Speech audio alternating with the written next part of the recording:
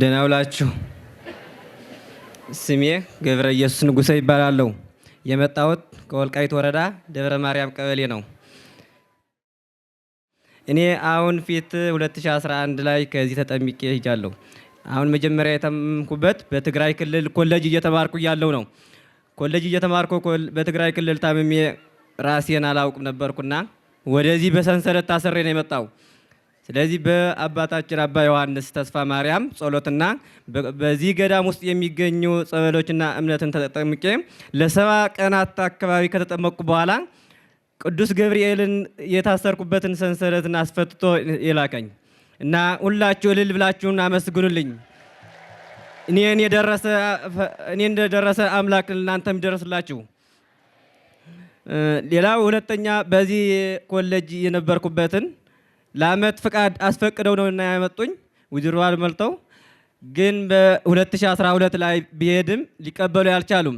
እኔን እንዴት ትምህርቴ ሊቀራል ብዬ ቅዱስ ገብርኤል አንተ ታውቃለህ ትምህርቴን እንዴት ሊቀራል ብዬ ግን ቅዱስ ገብርኤል በነገርኩት ግን መጨረሻውን ቅዱስ ገብርኤል በዚህ በጎንደር ኮሌጅን አምጥቶ ስራዬን ትምህርቴን እንድጨርስ ወደ ስራም አድርሶኛልና እልል ብላችሁን አመስግኑልኝ። ያንሳል። ስሜ ዳንኤል ይወልሶ ይባላል። የቤተ ክርስቲያን ስሜ ወልደ ሰንበት ይባላል። የመጣሁት ከደብረ ማርቆስ ሲሆን የተደረገልኝን በመሰክራለሁ። እኔ ሳምባ በሽተኛ ነበርኩኝ። በግልና በመንግስት ተመላልሼ አልዳንኩኝም። ግን እዚህ ወንቅሸት አጎት ነበረኝ በማምጣት ወር ውስጥ 25 ቀን በመቀመጥ ተሽሎኛል። እልል ብላችሁ አመስግኑ። እንዴት ዋላችሁ? ስሜ ፍቅርተ ስላሴ ይባላለሁ። የመጣሁት ከባህር ዳር ነው። በመድኃኔዓለም ቸርነት በእመቤታችን አማላጅነት በቅዱስ ገብርኤል ተራዳይነት በአባ ዮሐንስ ተስፋ ማርያም በአባታችን ባና ጸሎት የተደረገልኝን ነገር ከትልቁ በትንሹ እናገራለሁኝ። እኔ በ2015 ነው የመጣሁት። በጣም ያመኝ ነበር፣ ወገቤን በጣም ያመኛል። ከዛ በኋላ እኔ ከተደረገላቸው ሰዎች ሁሉ የተለየ ነው የተደረገልኝ። ወዲያው 2015 መጥቼ ወዲያው ነው የተሻለ ወዲያችሁ የተያዘልኝ። ሰውም ስነግራቸው እንዴት ወዲያው ተያዘልሽ እንዴት እንትን አልሽላኝ። አይ እግዚአብሔር አምላክ ልብ መርማሪው ጌታ እያሉ በቃ እያለቀስኩ ነው የምነግራቸው። እና በዛን ሰዓት ልጅም እምቢ ብሎኝ አንዲት ልጅ ነበር ያለች። እዛ ጥያቄ ታበዛብኛለች። እናቴ ሁሉ ትምህርት ቤት ስንት ወንድም አላችሁ ስንት ታላችሁ ሲባል እኔ የለኝም አልኩ እያለኝ ታበዛብኝ ነበር። እኔ እግዚአብሔር አምላክ አንቺን የሰጠኝ እግዚአብሔር ነው። አሁንም እስከሚሰጥሽ ድረስ አንቺን እኔ ኃጢአቴ ነኝ እያልኳት እነግራታለሁ። አሁንም እንደው በአጭሩ እግዚአብሔር አምላክ ወንድ ልጅ ወልጄ በፊታችሁ ላይ ይገኛል ነው ብላችሁ አመስግኑ። አመሰግናለሁ። ጨርሻለሁ። እሺ እኔ ያው የመጣሁት ከደቡብ ጎንደር እስቴ ወረዳ ነው። ስሜ ይበልጣል እባላለሁ። ያው የተደረገልኝን ከብዙ በጥቂቱ እናገራለሁ። የምናገረው 3 ዓመት ታምሜ ስራ ሳልሰራ ምን ሳላል ቁጭ ብዬ ኑሬያለሁ። ስራ ሳልሰራ በደብረ ታቦርም በዛም ሆስፒታል በግልም በመንግስትም የርኩራጁ ላይ የተነሳው ምንም የምሰራው ነገር የለኝም ነበር። በ2016 ግን ከዚህ መጥቼ ተፈውሼ ሄጃለሁ። ለእኔ የደረሰ ለእናንተም ይድረስላችሁ። እንዴት ዋላችሁ? እንደምን አዚያ ቀን እንኳን አደረሳችሁ። አሚን። የአባቶቻችን አምላክ ዛሬም ዘወትርም ስሙ የተመሰገነ ይሁን። ስሜ የሻምበል ሹመት እባላለሁ። የመጣሁት ከወረታ ማህበረ በኩራት ነው። የምመሰክረው ልጄን አሞት ነበረ። በጣም ከባድ ቁስል ራሱን በጣም ከባድ ቁስል አሞት ነበረ እና አያስተኛውም። ምንም ለማጠብ እንኳን አያስነካንም ነበር፣ እጃችን አያስነካንም። ሲተኛ በግንባሩ ተደፍቶ ነበር የሚተኛ። ከዛ በኋላ እንደ መግል ያዞራለኝ። ከዛ በኋላ ያንን መርፌ ይዤ ማታ ሳፈርጥ ነበር ማመሽ ነበረ። እዛ ሰዎቹ አንዳንድ ሰዎች አሉ እዛ ሰፈር ይሄ የአይነት ነው ምናምን ነገር ሲሉኝ እና የት ልውሰደው ምናምን ስላቸው በእንደዚህ አይነት ቦታ አለ ምናምን ብዬ ብለውኝ እዛ ወሰድኩትና እንኳን ሊሻለው አንድየውን ባሰው። ከዛ እኔ እንገዳም በአጭር ጊዜ ውስጥ ነው የማውቀው፣ በሐምሌ ውስጥ ነው የማውቀው። ሐምሌ 7 ቀን ነው መጥቼ የተረገጥኩት። ከዛ ይዤ መጣሁኝ። ልጁን ይዤ ስመጣ አምጥቼ እምነቱን በመቀባት አምጥቼ ስቀበው ጸበሉን ተጠምቆ ያነ ቁስል በ3 ቀን ውስጥ እርግፍ ሆኖ በሳምንቱ ጸጉር አበቀለ። እልል ብላችሁ ሲያመስግኑልኝ ፈጣሪን። አሁን የወጣው ጸጉር ያለው ጸጉር ከድሮ ከነበረው ጸጉር ራሱ የሆነ የሚለይ ጸጉር ነው። አሁን ያለው ጸጉር ከድሮ ይለያል እና ቁስሉ ያን ከባድ ቁስል የነበረበት ቦታ የት ላይ እንዳለ ራሱ አሁን አይታወቅም። የት ላይ እንዳለ እስኪ እልል ብላችሁ አመስግኑት ፈጣሪን። ሁለተኛ ባለቤቴ ያማት ነበረ። መንገድ ስትሄድ አያስኬዳትም ነበረ። በቃ ወጥሮ ይዛታል። ከበድ ያለ ነገር ስታነሳ ጀሪካ ነገርም ምናምን በቃ ያመመኝ ምናምን ትላለች።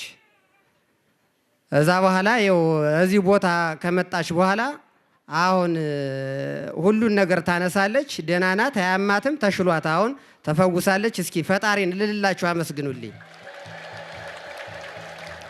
እንዴት አመሻችሁ? በእግዚአብሔር ቸርነት፣ በድንግል ማርያም አማላጅነት፣ በቅዱስ ገብርኤል ተላዳይነት፣ በአባታችን በሊቀ አላፍ ቆሞስ አባ ዮሐንስ ተስፋ ማርያም እንባና ጸሎት የተደረገልኝ ታምር ከረዥሙ ባጭሩ ከብዙ በጥቂቱ እንዲህ ስል መሰክራለሁ። መጀመሪያ ለራሴ በመጀመሪያ በጣም ያመኝ ነበረ። ብዙ ቦታ ሲሄድ ነበር። ነገር ግን ለበሽታዬ መፍትሄ ላገኝ አልቻልኩም። ነገር ግን 2014 ባዲያም ዮርዳኖስ ወንቅ እሸት ቅዱስ ገብርኤል አንድነት ገዳም መጥቼ ጡቴን በጣም ታምሜ ነበር። ቤተሰቦቼ ካንሰር ነው ይህ በሽታ፣ ሌላ ነገር አይሆንም፣ ስለዚህ ሐኪም ቤት ለምን መሄድ አለባት እያሉ ወንቅ እሸት መጥቼ ማንም ያለምንም ሐኪም ቤት ሳልሄድ ራሱ መንፈስ ቅዱስ የያዘኝን የጡት በሽታ አስለቅቆ ጥሎልኛል። ሁለተኛ ነገር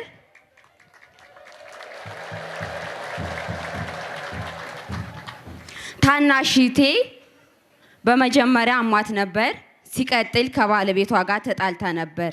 ነገር ግን ወደ ወንቅ እሸት አባቴን አምጣት ስላት ብዙ ጊዜ ሌላ ቦታ ነው የምትሄድ እያሉኝ ይሉኝ ነበር። ግን እግዚአብሔር ወዶና ፈቅዶ ሰዓቱ ሲደርስ ጊዜው ሲፈጸም አባቴ ወንቅ እሸት ይዟት መጣ። ወንቅ እሸት ይዟት መጥቶ 7 ቀን ብቻ ነው የተጠቀመች። ከ7 ቀን በኋላ የያዛት በሽታ ጠፋላት። ወደ ቤት ተመልሳ ሄደች። ከቤት ከሄደች በኋላ ከባለቤቷ ጋር ተጣልተው 80ው ተቀዶ አብረው አይኖሩም ነበር። ዛሬ ሴት ልጅ ወልዳ ከቤቷ ትገኝልኛለች። እንዲሁም በቤተሰቦቼ ላይ ሰላምና ፍቅር በረከትም አልነበረንም። እህሉ ሲዘራ ከማሳችን ሁሌም ትል ነው የሚገኘው። ከቤታችን ምርቱ ሲገባ ደግሞ በቤታችን ሙሉ አይጥ ነው የነበረ። እንደ ማንኛውም ሰው እየዘራን ግን ጊዜው ሳይደርስ ቀድሞ እህላችን ያልቅ ነበር። እናቴ ለብድር ትሄድ ነበረ። ያዘምራሉ፣ ያመርታሉ፣ ግን ምን ጊዜው ነው የሚጨርሱት የምንባል ነበረ። ነገር ግን እኔ ወንቅ እሸት ሁኜ አባቴ መጥቶ እምነትና ጸበል ይዞ ሂዶ በማሳችን ላይ የተዘራው ትል በቤታችን ላይ የነበረው አይጥ አንድ ባንድ ጠፍቶልናል። እንዲሁም አንድ ጓደኛዬ ነበረ። እግሩን ያመው ነበር በጣም የእግር ጉዞ መሄድ አይችልም። በመኪና ብቻ ነው የሚሄደው የራሱ መኪና ስላለው። ግን ወንቅሸትና ስለው የእግር ጉዞ ስላለው አልሄድም አለኝ። እሺ ፈረስ አለ በፈረስ ሂድ ስለው በፈረስም መሄድ አልፈለገም። ስለዚህ እኔ ወንቅሸትን እምነትና ጸበል አመጣላለሁ ከቤት ሆነ ተጠመቅ ተቀባልኩት። እሺ ብሎ ወንቅሸትን እምነት ወሰድኩለትና እቤቱ እያለ ወንቅሸት ሳይመጣ ከእግሩ ህመም ድኖ እንደ ማንኛውም ሰው መሄድ፣ መንቀሳቀስ፣ መጓዝ፣ መራመድ ያለ መኪና ይችላል።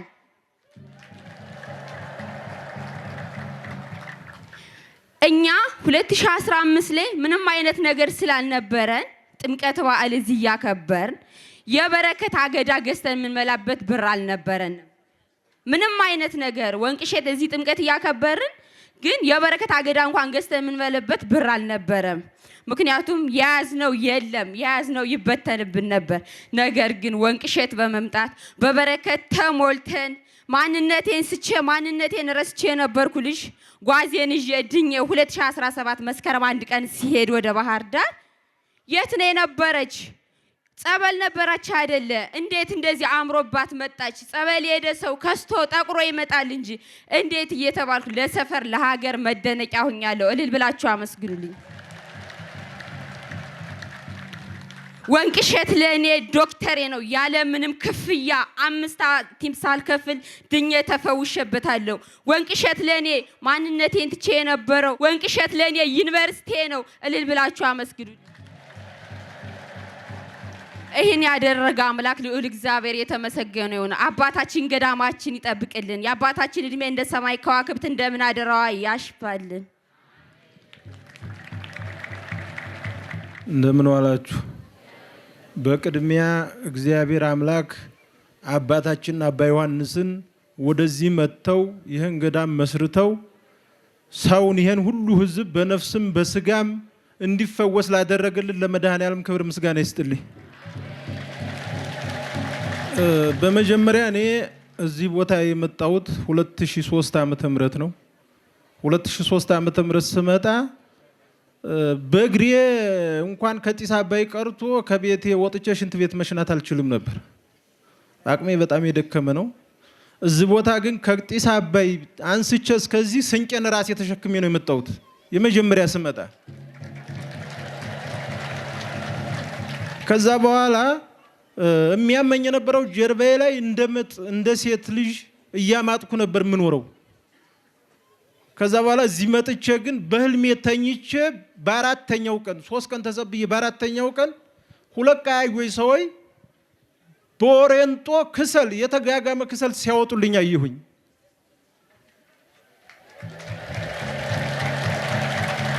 ያን ክሰል በበነጋው ለጓደኞች አወጋዋቸው። አይ አንተ ልሻንህ ነው እና ልትድን ነው አይዞህ አሉኝ። ከዛን ቀን ጀምሮ እስካሁን ተፈውሼ እኖራለሁ። እግዚአብሔርን ልብላችሁ አመስግኑልኝ። በመቀጠል አምና ከ2002 ጀምሮ 2003 ጀምሮ እስከ 2000 ያለማቋረጥ መጣ ነበር እዚህ። ግን መቼም ከዛን ቀን ጀምሮ ቤቴ በበረከት እኔ በጤና በሀብት ተሞልቼ ነው የምኖረው። እግዚአብሔር ከዛ በኋላ ግን ሳቋርጥ ከ2010 ጀምሮ አልመጣው ነበርና 2012 ዓመተ ምህረት ከምንም መጣ ሳልለው ከብሽሽቴ ላይ እበጣበጥ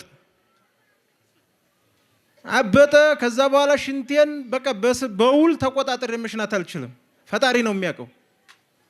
ሕክምና አዳለው ወብራሴ መሰራት አለብህ እና ወብራሴ ካልተሰራ ሌላ እየተቀየረብህ ነው አሉኝ። አምና መጨረሻ ላይ ከፍተኛ ደረጃ ደርሶብሃንና አሁን አልተሰራህ አሉኝ። አለማጣ ሆስፒታል እጄ በመጀመሪያ ግን ይቅርታና እኔ የመጣው ከሰሜን ወሎ ጋዞ ወረዳ እስታይሽ ነው የመጣሁት። ከዛ መጣሁኝ ተጸብዬ እየተጸበልኩ እያለ የእህቴ ልጅ ጋር ነበር የመጣሁትና የእህቴ ልጅ ታመመ ሆደ ሲታመብኝ ሆስፒታል ይዤ ሄድኩኝ። አቋርጬ ሄድኩ። ከዛ በትሳስ ነው እንደዛ የመጣሁት። በመጋቢት መጥቼ ግን ሙሉ ተፈውሼ እጃለሁ። እግዚአብሔርን ልብላችሁ አመስግኑልኝ። እኔ ለመጀመሪያ ጊዜ ወንቅሸት ገብርኤልን የማውቀው 2009 ነው። ከዛ በፊት ዝናውን ሰማ ነበር። ነገር ግን ልቤ እንደ እሳት ይቃጠል ነበር በፍቅሩ። መምጣት ግን አልቻልኩም ነበር። ግን ወደዚህ ገዳም እንድመጣ በምክንያቱ ጠራኝ። የጠራኝም ከዚህ ጋር ቅንጭላቴ ይጮህ ነበር፣ በጣም አሞኝ። ከዛ በዛ ምክንያት የተነሳ የሐምሌ ገብርኤል ዙሪያ መጣው። ከዛም ከገዳሙ ከዚህ ከቤተ ክርስቲያኑ ስር ቁሜ ማታ እየጸለይኩ ያለ ጆሮዬ ጋር የሚበላኝ ያ የሚንጫጫው ሁሉ በመፍሰስ ምክንያት ተፈወስኩ። አንደኛው ይሄ ነው። ሁለተኛው ደግሞ የሚያውቅ ያውቀኛል፣ የሚያውቅ ሰው ያውቀኛል። እኔ በሁለት ሰንሰለትና በሶስት ቁልፍ ታስሬ የምኖር ሰው ነበርኩ። ከዚህ ጋር አንድ ቁልፍ፣ እዚህ ጋር አንድ ቁልፍ፣ እግሬ በአንድ ሰንሰለት በአንድ ቁልፍ፣ በሶስት ቁልፍ በሁለት ሰንሰለት ታስሬ ነው። ነገር ግን የወንቅ እሸቱ ገብርኤል የበራው መናኝን ባና ጸሎት ያን ሰንሰለትና ቁልፍ ከኔ ያስወግዶልኝ በጤና እንድኖር አደረገኝ። ሶስተኛ ወገቤን ያመኝ። ነገር ግን 2015 ላይ ለክብረ በዓሉ ብዬ አስቤ እንጂ የመጣው ነው ወደ ወንቅ እሸት እግዚአብሔርን ይፈውሰኛል ብዬ አላሰብኩትም ሲጀመር ማለት ነው። ግን እሱ ለኔ የሚያስፈልገኝና ያስበልኝና የበረከት ውሃ ቅዱስ ይባል ለገዳሙ ለምግብ ቤቱ ልቀዳ ይርኩ ስቀዳ ምሽቼ ወገቤን በጣም አመመኝ። እሱ ግን ለኔ የሚያስፈልገኝ ስላስበልኝ ማለት ነው። ከዛ ወገቤን ጨብጬ አባታችን እዚህ ጋር እያስተማሩ በማንጎ እጀተኙ በሁለተኛው እጄ እንዲያርገ እንኳን እንዳልዘው የኛው ቀኝ እጄ ስለማያጠብቅልኝ በግራ እጄ ግን አጥብቄ እጀተኙ። እንዴት እንደተኛው አላውቅም። ወዲያው ደግሞ እንዴት እንደነቃው አላውቅም። ስነቃ ግን ያ በሽታ የለም። እዛ ወዲህ ወገቤ ሀዲድ ሆኖልኝ ይኖራል። አራተኛው እኔ ማለት ነው ከዛ ከተፈወስኩ በኋላ ወደ ሀገር ቤት መሄድ አስጠልቶኝ ባዳር ከተማ ውስጥ ባለ እግዚአብሔር ዙሪያ ኮርኒስና ኬሻ እየለበስኩ በረንዳ ነበር ማደር። ለዚያው ማለት ነው በሰደፍ እና በሁሌባ ጎማ እየተደበደብኩ ማለት ነው። ከዛ ወጥቶ አሁን ለትዳርና ለቤት አብቅቶኛል። እልል ብላችሁ አመስግኑልኝ። ይህን ሁሉ ያደረገ እግዚአብሔርን አመስግኑልኝ። ስለዚህ በእውነት በዚህ ዘመን ይህን የመሰሉ እንቁ እና ወርቅ የሆኑ አባት የሰጠንን እግዚአብሔርን እናመስግን። ምክንያቱም እግዚአብሔር በዚህ ዘመን አባታችንን ለኛ ሰማይን የሚያህል ኬክ አድርጎ ነው የሰጠን። ለሚያውቅበት እየቆረሰ ለዘላለም እየበላ በህይወት መኖር ይችላል። ለማያውቅበት ደግሞ የህሊና ጸጸት ተሸክሞ ይኖራል። ስላዳመጣችሁኝ አመሰግናለሁ። ስሜ ወርቄ ንጉሴ ይባላለሁ። የመጽሐፍ ስሜ ወለተ ማርያም ይባላለሁ። የመጣሁት ማዕከላዊ ጎንደር ማይበረ በኩራት ነው። እኔ የምመሰክረው ለቤተሰብና ያው ለጓደኛዬ ለኔ ነው። ከቤተሰቦቼ የአባቴ እናት ታማ ነበረና ስኳር በሽታ አለብሽ ተብላ በጣም አዘኑ ቤተሰብና ከዛ ልክ እንደነገሩኝ እባካችሁን የወንቅ እሸትን እምነት ስጡልኝ ስጧት ብዬ ነገርኳቸውና የወንቅ እሸቱ ቅዱስ ገብርኤል እውነት አይኗን አሳየኝ ከሱ በሽታ ትንሽ እንደ ወድም የሰጠህ ብዬ ቁሜ መሰክራለሁ ብዬ ነግሬው ነበረ። የአባታችንን እንባ በእውነት እግዚአብሔር አምላክ ደርሶልኝ እሳ ተመርምራ ከበሽታው ነፃ ነች ተብላለች። እልል ብላችሁ አመስግኑልኝ። ሁለተኛ ደግሞ የአባቴ ወንድም ቄስ ነው። ጠንቋይ አስጠንቋይ ነው የነበረና በቃ ስቅይት ብሎ ነው ቤተሰቡም ሁሉም ነገር እየተተራመሰ የሚኖር የነበረና ልክ አባታችን አቤቱ አምላኬ ጌታዬ ሆይ እባክን ክፎችን መልሳቸው ለንስሐ አብቃቸው እግዚአብሔር አምላክ ሆይ ፍጡርክን እባክህ ማርልኝ ልቦና ስጥልኝ እያሉ እያለቀሱ እያነቡ የኔና የእናንተ አባት ሲጸልዩ አየሁና ጌታ ሆይ ማረኝ ይቅር በለኝ እባክህን ይህን ሰውዬ ለዚህ ቦታ አብቀው ስል ልክ ልጁ በሰንሰለት ታሞ መጣ። ከዛ በኋላ መጣና ሳባይ ላይ እንደደረሰ ከሰንሰለት እስራቱ ተፈትቶ ሰንሰለት እስራቱን በዘንቢል ይዞ ድኖ ገባ። እልል ብላችሁ አመስግኑልኝ። ከዛም ሰውየው የደም እንባ እያለቀሰ ተንበርክኮ ይቅርታ ጠየቀ። አቤት ወንቅ እሸት ቅዱስ ገብርኤል ማለት ለካ እንዲህ ማለት ነው፣ ማረኝ ይቅር በለኝ እባክህን እያለ በጣም እያለቀሰ የተጸጸተ ሰነበተ። በአፉ ስጋ ወጦ ወደቀለት። ከዛም አንዲት ጎረቤት ነበረችኝና ያቺ ጎረቤቴ ደግሞ አጋጣሚ የአይሰድ ክብረ በዓል መጣች እና መውለድ አትችልም የነበረ ልክ 2 ቀን ቆይታ ወደ ሀገሯ መጣ። ቤቷ እንደደረሰችው ምን የመሰለች ሴት ልጅ ወልዳ ትገናኘች። እልል ብላችሁ አመስግኑልን። የአባታችን ክፉ ጠላት በእግራቸው መረገጫ ይጣልልን። አባታችን ጠንቋይን ሲያንበረክኩ ሰይጣንን ሲያንበረክኩ እንጂ የኛ አባት የበራው መናኝ የኔና የናንተ አባት ታሪክ እየሰሩ ሰይጣንን እያንበረከኩ ጠንቋዮች እየመጡ ንስሐ የሚገቡበት ክፉዎች ይቅርታ የሚጠይቁበት ገዳም ወይን ቅሸት ቅዱስ ገብርኤል ነው። ደስ ይበላችሁ። እኒህ ክፉዎች ክፉ ናቸው። እናንተ እንዳድኑ ያላየ ያላወቀ እንዳይመጣ እንዳይድን እንደኛ እውነትን አይቶ እንዳይመሰክርላቸው ስማቸውን ያጠፋሉ። የኛ አባት የበራው መናኝ ነገም ዛሬም አያሳፍሩንም። ደስ ይበላችሁ። ጠላት የሰይጣንን ጠንቋይን አምጣው ባይኔ